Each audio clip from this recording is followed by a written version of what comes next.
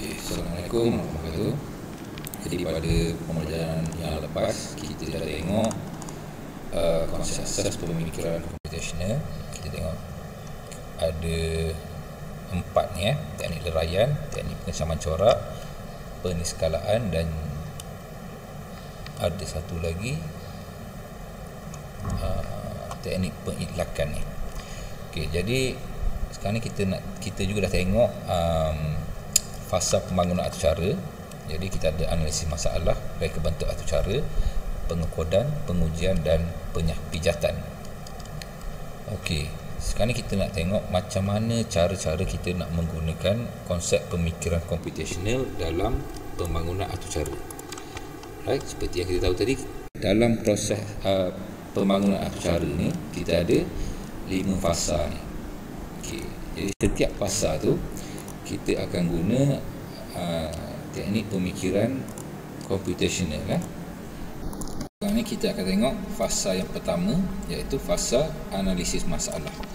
Jadi untuk kita buat analisis ni dan menggunakan teknik pemikiran computational, cara yang lebih sistematik dan mudah ialah kita buat jadual macam ni Jadi kita ada fasa analisis masalah, reka bentuk atur cara, pengekodan, pengujian dan penyahpijatan, dan juga kita ada dokumentasi. Untuk yang pertama ni kita tengok fasa analisis masalah dulu. Okey. Jadi kalau kita ambil tajuk dalam buku teks je, kita guna contoh dalam buku teks. Jadi dalam buku teks tajuknya ialah anda diminta untuk membina atur cara mudah bagi mengira luas dan perimeter sebuah padang bola yang berbentuk segi 4 tepat. Jadi keyword di sini ialah atur cara mengira luas dan perimeter padang bola yang berbentuk segi 4 tepat. Okey.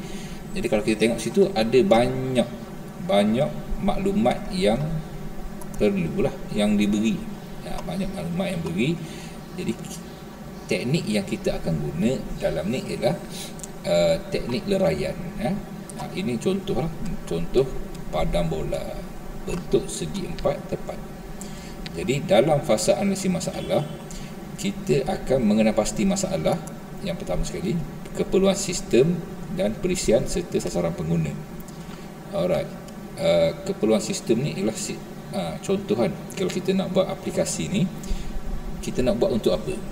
Untuk diguna laman web, untuk offline dalam komputer, ataupun untuk telefon kita nak buat apps dan sebagainya. Termasuk keperluan sistem serta sasaran pengguna. Kita mesti tahu kita buat produk ni, kita buat software ni ataupun apps ni, kita sasaran pengguna kita siapa. Jadi barulah kita boleh buat supaya pengguna yang tepat lah dia punya apps tu. Yang kedua, kita mesti mengenal pasti input, proses dan output bagi atur cara yang akan dibina. Lepas ni kita akan tengoklah benda ni. Dan seterusnya kita ada membuat soal selidik dan pemerhatian bagi mengetahui keperluan pelanggan. Jadi bila kita nak buat satu-satu apps ni, kita mesti ada kajian supaya kita buat tu mengikut kehendak pengguna kita lah, pelanggan kita lah yang utama. Okey, jadi teknik yang pertama kita akan gunakan teknik leraian. Okey, teknik leraian. Jadi kalau kita tengok jadual tadi balik semula, okay, kita akan tulis dekat sini lah teknik apa yang kita guna. Teknik pemikiran computational tadi ada 4 tu. Jadi teknik yang pertama kita akan guna ialah teknik leraian. Okay. Dalam teknik leraian ni kita ada masalah besar. Okay. Jadi kita ada masalah besar. Okay. Seperti yang kita dah belajar sebelum ni, dalam teknik leraian ni kita ada masalah besar tu kita akan pecahkan kepada masalah yang lebih kecil. Bila kita boleh pecahkan kepada masalah yang lebih kecil, jadi lebih mudah untuk kita selesaikan masalah tu lah. Jadi kita tengok balik semula kepada maklumat yang diberi tadi. Okey, masalah besarnya ialah membina atur cara mudah bagi mengira luas dan perimeter sebuah padang bola. Itu masalah yang besar ni. Jadi kita akan ambil ini masalah besar. kita akan tulis di sinilah masalah besarnya, membina atau cara mudah bagi mengira luas dan perimeter sebuah padang bola. Jadi dalam satu masalah yang besar ni, kita boleh pecahkan kepada, jadikan dia masalah yang lebih kecil.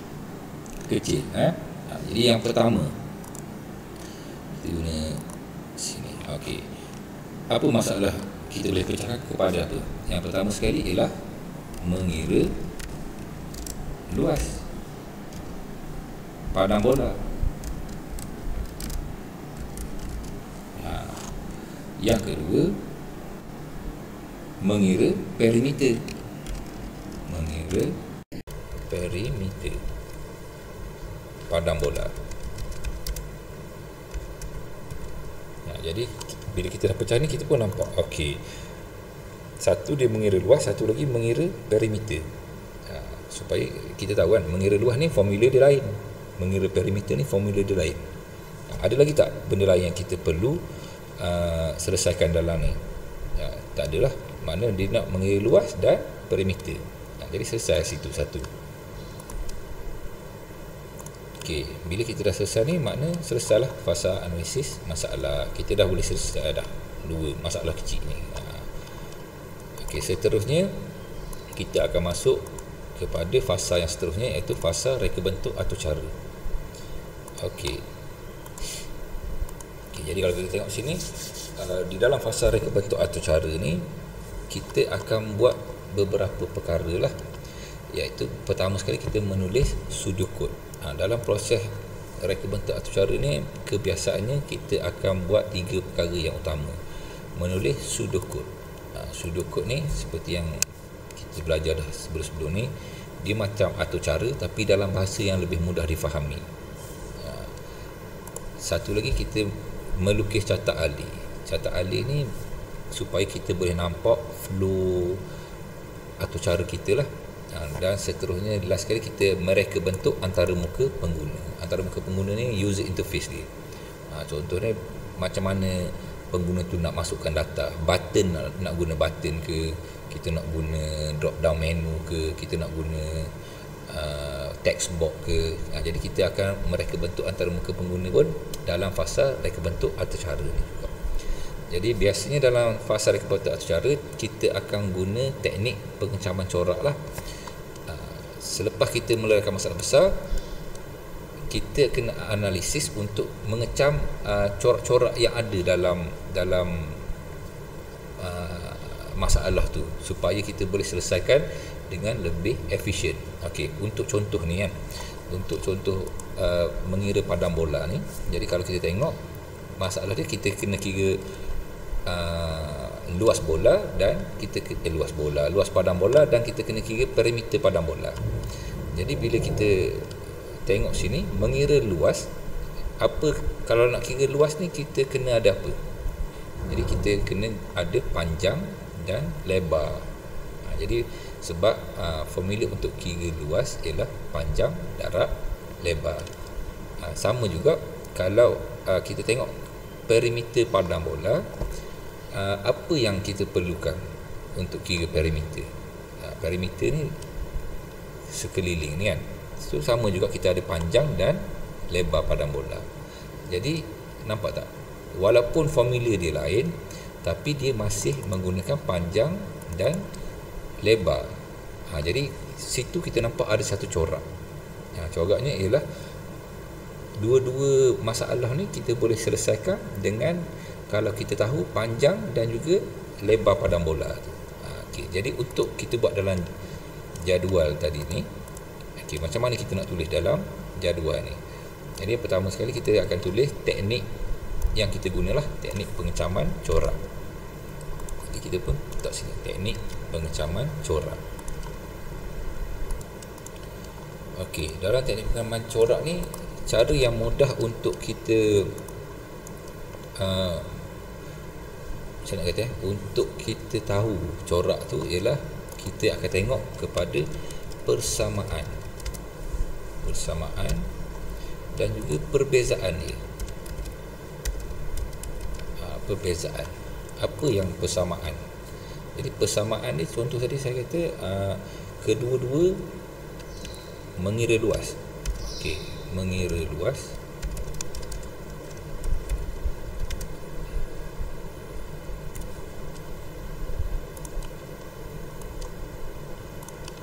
Okey, sekejap, kita perlu satu kolom lagi dah. Insert kolom. Okey, mengira luas, mengira luas. Dan satu lagi masalah kita tadi, kita ada mengira perimeter. Okey, persamaan dia apa? Persamaannya kedua-dua untuk mengira luas kena ada panjang dan kita kena ada lebar padang bola.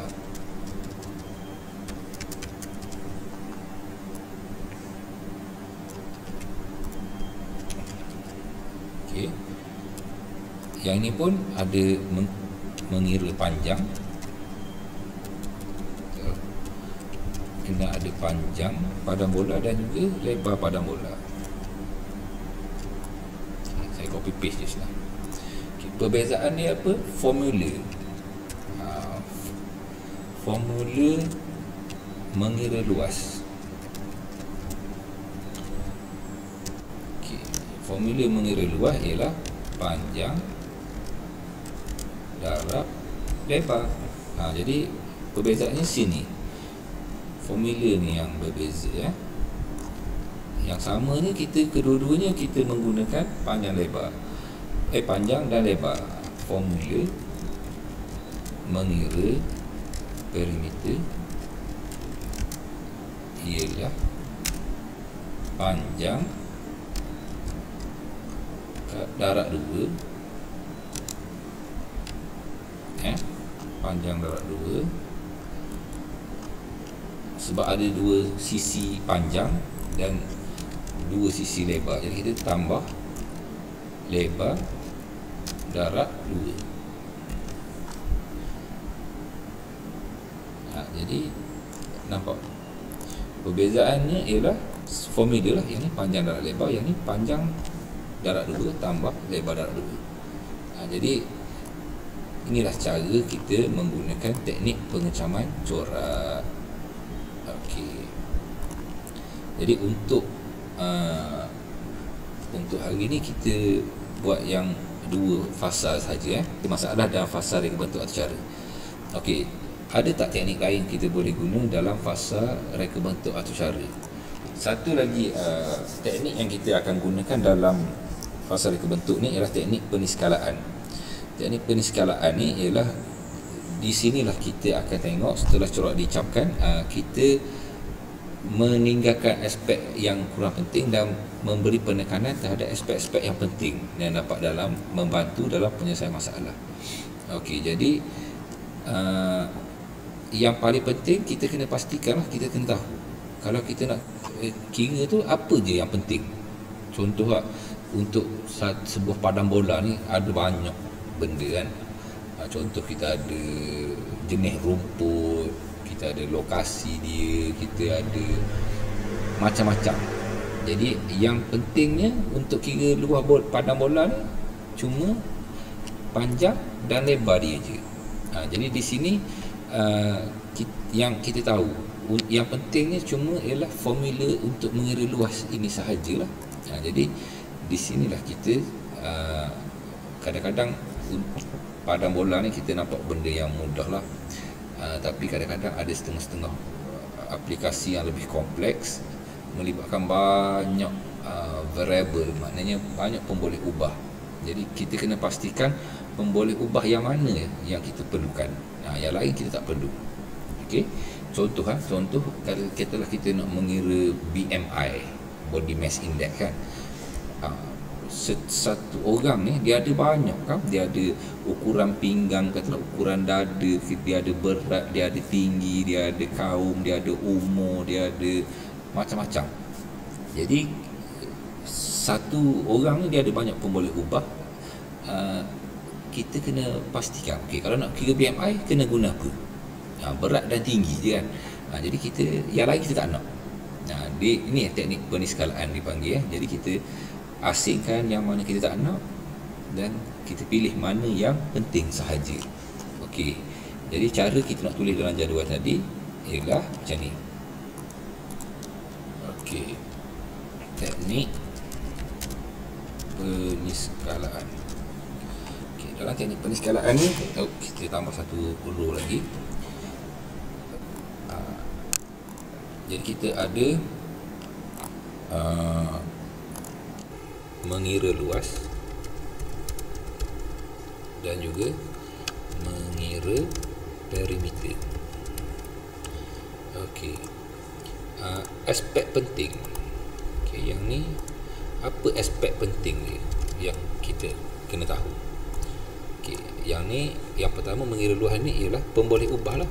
Pemboleh ubahnya ialah ada dua, iaitu apa dia tadi?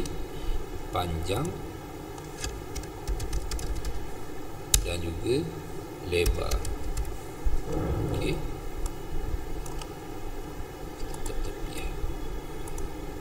Okey.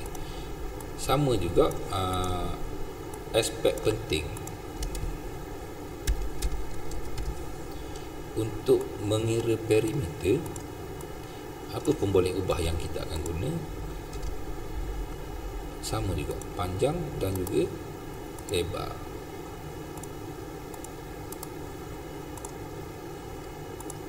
Okey. Seterusnya ialah formula pengiraan. Okey, untuk formula pengiraan panjang darab lebar. Yang perimeter, formula pengiraannya ialah macam mana? Panjang, kita boleh ringkaskan formula tadi tu, panjang tambah lebar. Okey, letak dalam kurungan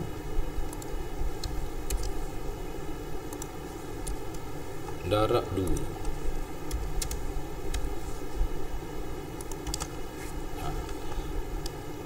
Jadi ini ialah aspek penting lah yang kita kena tahu dalam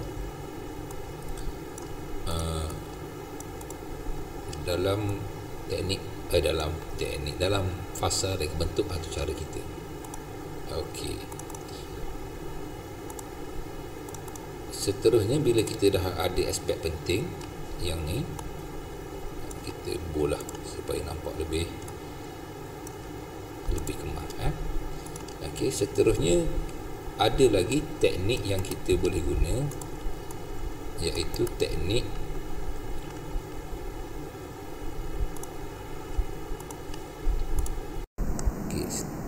pengidlakan.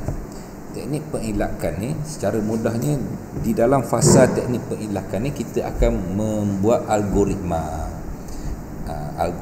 Apa dia algoritma ni? Algoritma ni ialah langkah step by step untuk menyelesaikan masalah. Jadi biasanya dalam teknik pengidlakan ni kita akan ada pseudocode dan juga catat alih. Jadi pseudocode dan catat alih ni kita akan sambung di pelajaran yang lain lah, di pelajaran yang lain. Sebelum tu kita recap balik kita ulang balik.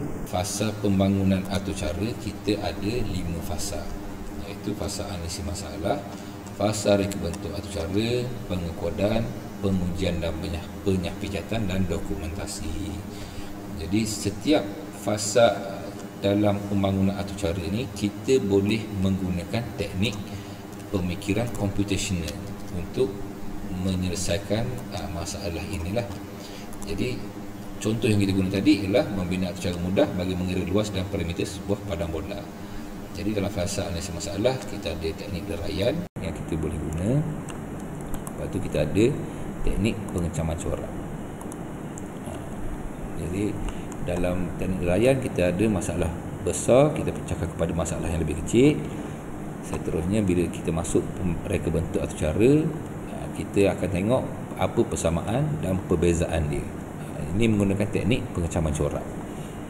Bila kita dah tahu persamaan, kita dah tahu perbezaan, kita kena menggunakan teknik peniskalaan untuk melihat apa aspek-aspek yang penting yang perlu ada. Dan kita buang mana-mana aspek yang kita rasa tidak penting tu, kita tidak masukkan lah.